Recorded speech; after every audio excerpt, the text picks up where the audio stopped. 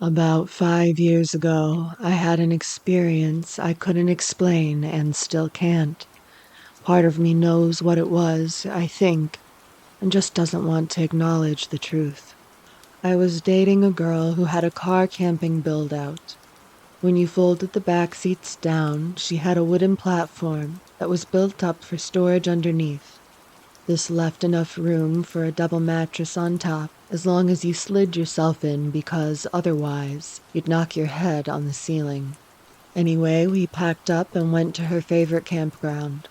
When we got there, a worker who my girlfriend knew, let's call him John, was at the check-in desk.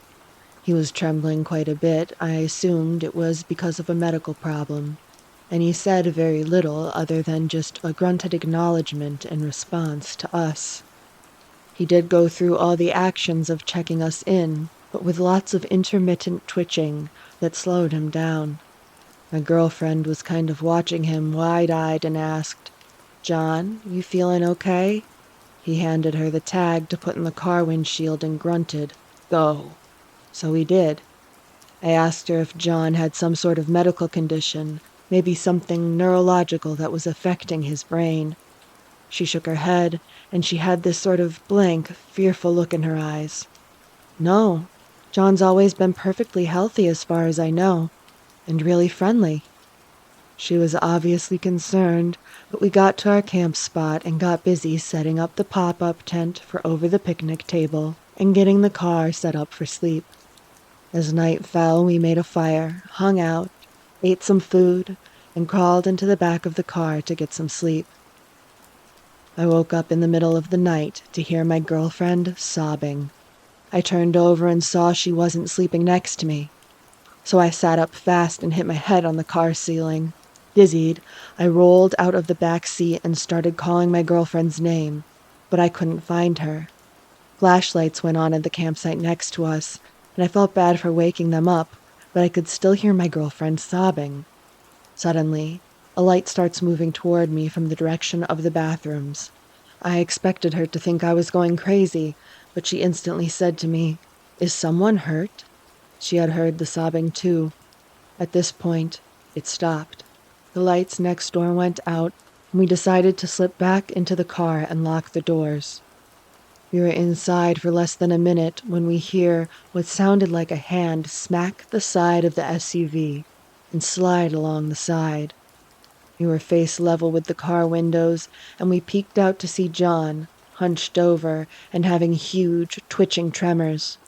As his hand slid to each door, he tried each handle, trying to get in. When he realized they were all locked, he walked away. As he did, we heard the same sob from before slipping into the distance. The next morning, we went to report what John had done. A new worker was at the desk window. We gave them a report of the night before, and they told us that John should not have even been at the campground at that point. But that morning, when they came into work, his car was still there, but he was nowhere to be found.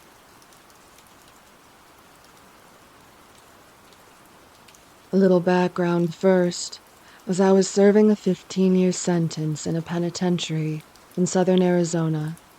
What I was there for isn't important.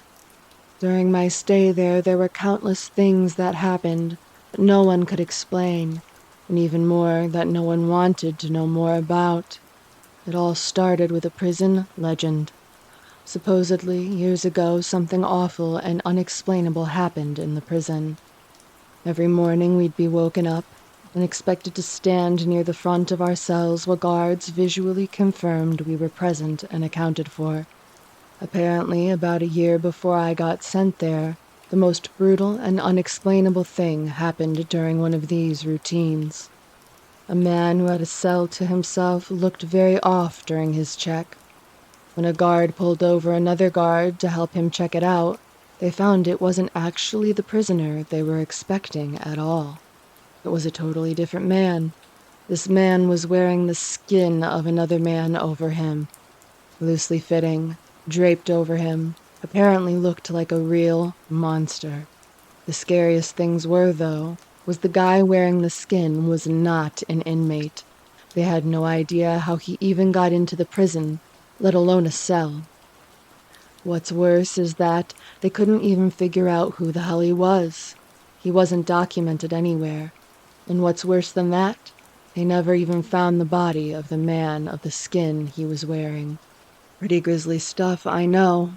And I realize that's not the go-to definition of a skinwalker, but that's what the prison called him, the Skinwalker.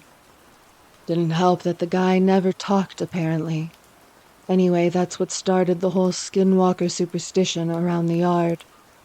Apparently the guy got shipped to a different spot about a month after it happened, and just about everyone in Gen Pop felt all the better for it. I heard about the story on the second day of my stay. Heck of a story to hear took place in your home for the foreseeable future.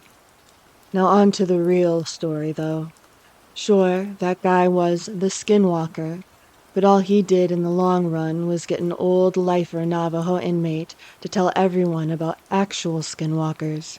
It seemed like a lot of the prison culture actually revolved around them. Now, apparently, skinwalkers are tricky to point out on the spot, but if you manage to survive around one for more than a minute or two, almost everyone can tell the mannerisms are all off. They can mimic human speech but not replicate it. They twitch maniacally. They have an unnatural gait while walking, but apparently they got better with experience.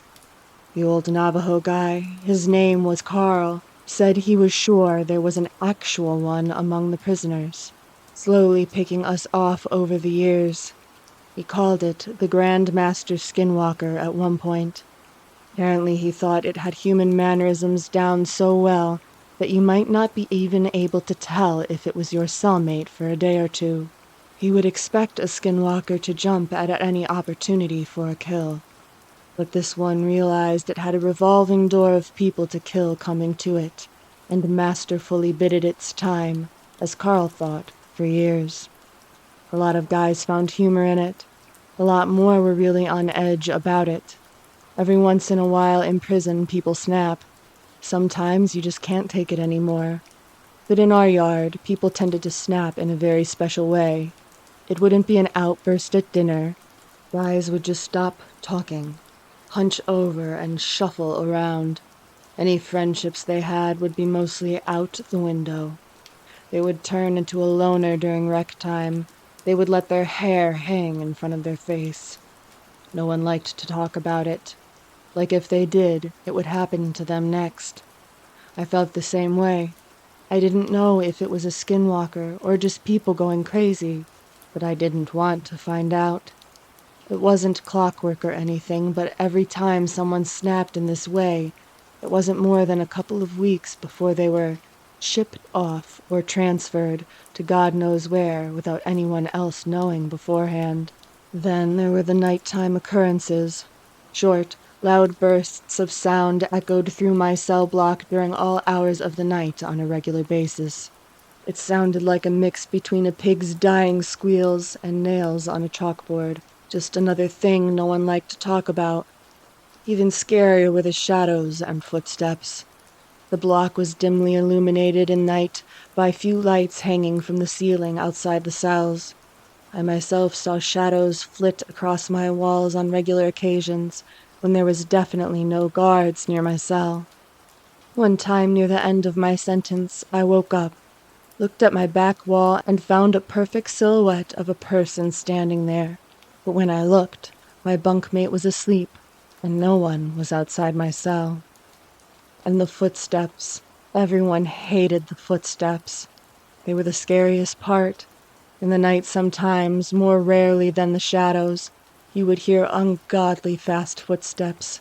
They sounded like wet feet slapping on the tile floor. Whatever caused them would fly from one end of the block to the other in a sprint. Whatever it was inhumanly fast. If you happened to be awake before it started, by the time you heard the footsteps on one side of your cell and whipped your head around to see the thing run by, it sounded like it was 3 cells past you. Everyone hated the footsteps. I agreed. I thought they were the worst. I was released from that place about a month ago, and I have more stories than I can count. I swear it was nearly my turn. About a week before I was discharged, my cellmate and a good friend of mine snapped. In the same kind of way. I didn't sleep for an entire week. Well, I did sleep, of course, but never for more than a few minutes at a time. Never turned my back on the guy. The scariest thing? I woke up one night to him somehow snaking his body through the bars of our cell. For reference, I couldn't get anything past my shoulder through them.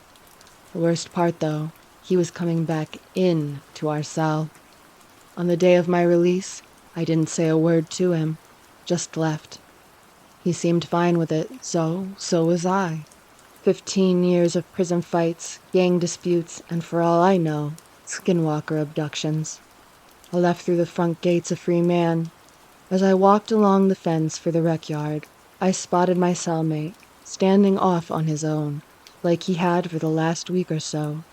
I shook my head, not even sure if it was really him anymore. I took one last look over the yard, this time from the other side of the fence. I wish I hadn't. There, standing off on his own, on the other side of the yard, was Carl, slouched over, eyeing the other inmates and twitching maniacally. My family has strong Native American Sioux roots. This happened in rural Minnesota, June 2009, and I was pretty young at the time. My dad and I were riding our horses down the trail behind his house, heading to the gate that separated his land from the state forest.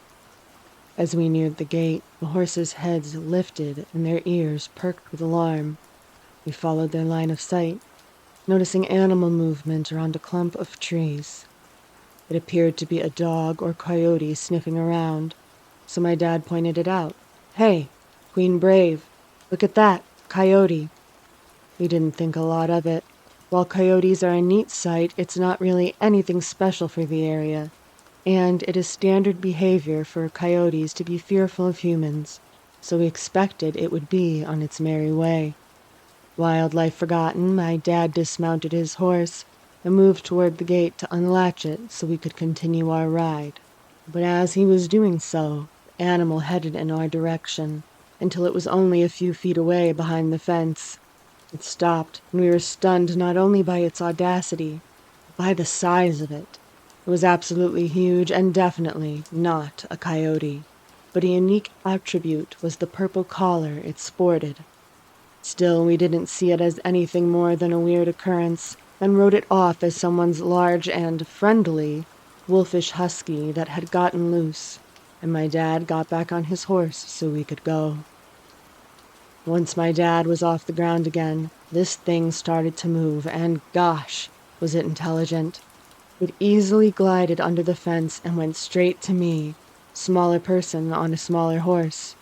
But its eyes were on my dad, obviously trying to calculate what he was going to do. It circled my horse and began attempting to separate her from the other one, which was when we both realized something was wrong with this situation. It did not look crazed. There was no foaming at the mouth or unnatural movements. That's what was unnerving. The wolf was collected and precise in everything it did. My dad, being excellent in high-pressure situations, calmly dismounted once more and looked the wolf square in the eyes and yelled at it to go away as he menacingly lunged at it. I can assure you his voice is more intimidating, especially when raised, yet the wolf didn't even flinch. Next, he instructed me to steer my horse, being the more aggressive equine of the two, so the wolf was between her rear end and the fence post. I do as asked, and his plan works. Almost. She kicked at the wolf hard, and we could hear its skull collide with her hoof and the fence post. This didn't faze it, and it got back up without any visible signs of pain or injury. At this point, my dad explained that we were going to turn around and try to go to the barn, figuring it wouldn't follow us to the front yard. We began walking back, him leading the horse and me riding mine, but the wolf's interest was trained on me, and it didn't give up on circling my horse. About halfway to the barn, my dad saw the wolf wasn't going to flee and called 911 to get help. The emergency responder was very dismissive, and my dad was fighting with her to send officers. The wolf picked up on his distraction and took this opportunity to attack my horse, snapping at her legs. I panicked, screeching to my dad she was being attacked, and he requested help for the last time before telling the responder that he had to go. We reached the front yard without any major issues, but progress was slow going because my dad had to watch the wolf, the horses, and me. Meanwhile, it remained solely intrigued in me and kept circling. Unfortunately, the plan to use the barn fell through after remembering we closed the garage-like door, and the only way to open it was manually from inside the barn. Not wanting to leave us alone with the wolf, my dad rerouted us to the dog kennel, which was surrounded by a decently sized fence. The wolf didn't follow me or the horses, and my dad closed us in while he went to the house to retrieve his rifle. The wolf nosed around the yard casually until my dad returned, and after seeing his gun, the wolf ran. My dad fired but didn't manage to hit it, despite being an excellent shot. Immediately, he tried to find paw prints to determine where the wolf had disappeared to, but didn't find anything. And this is when 2 police officers showed up. The officers looked downright terrified once informed of what was going on, and my dad expressed interest in looking for the wolf, to which they hesitantly agreed. They searched the property for an hour or so, but didn't find anything, and they left. My dad and I got the horses calmed, and we examined them for injuries. Mine had a deep gash on the back of her foreleg.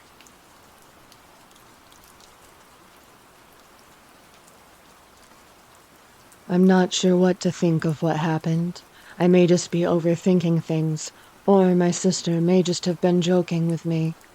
I figured I would share this small story here, in case anyone has any insight as to what happened. However, I don't think I quite believe anything as monstrous as I suspected to be at fault. I probably just misheard.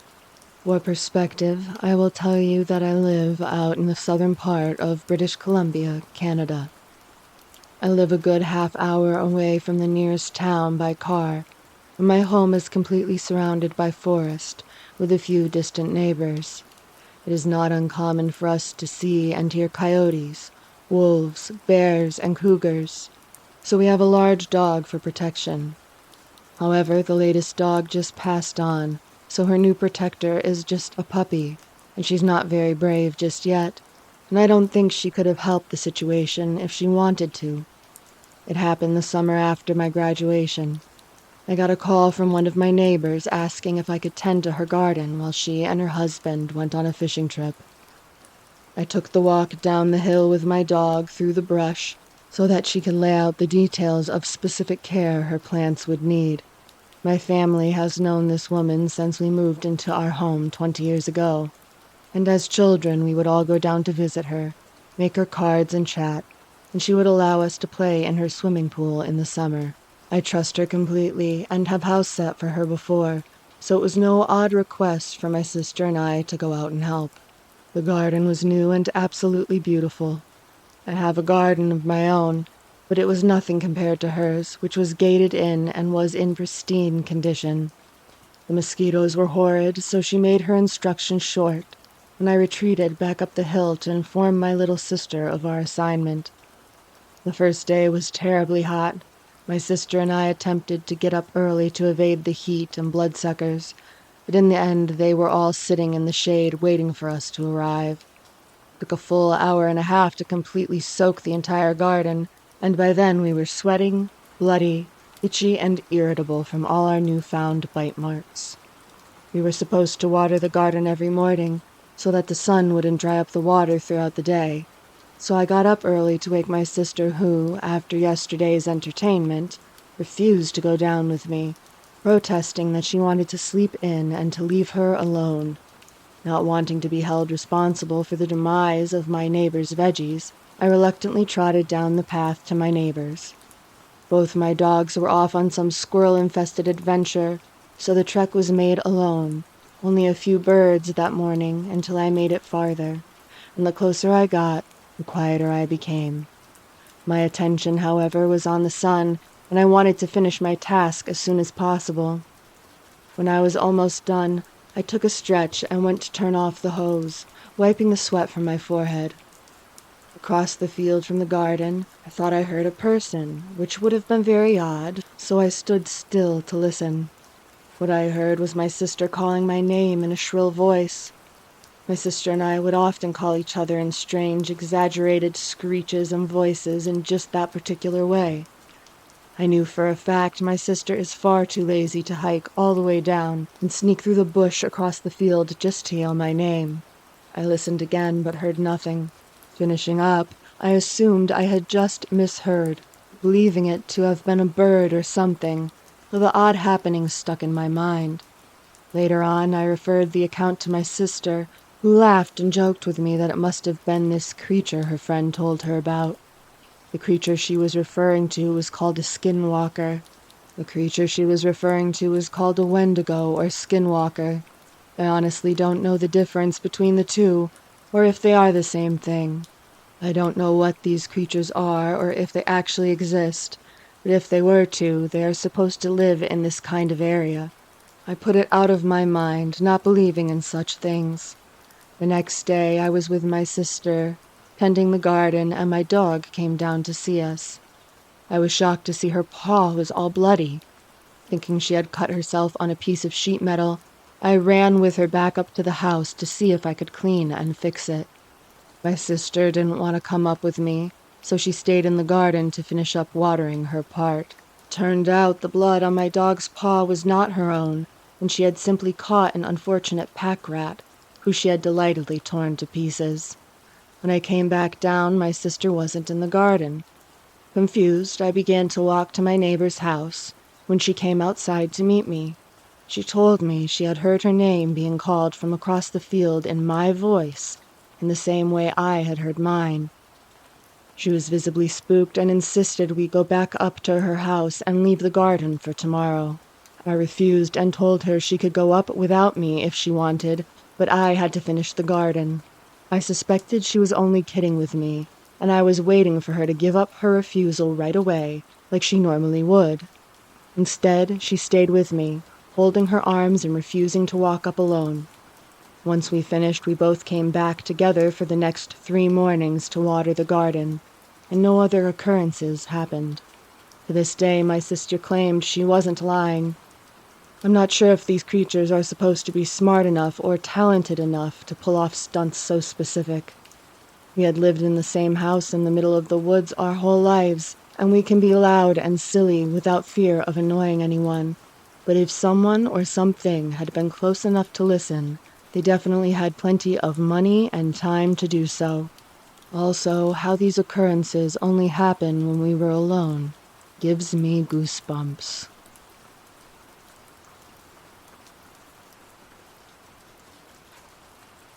I hope you enjoyed tonight's scary stories. If you did, remember to hit the like and subscribe buttons. If you have a story that you would like read on this channel, please send it to me at madamhorror1@gmail.com. Join me next time for more tales of the unknown.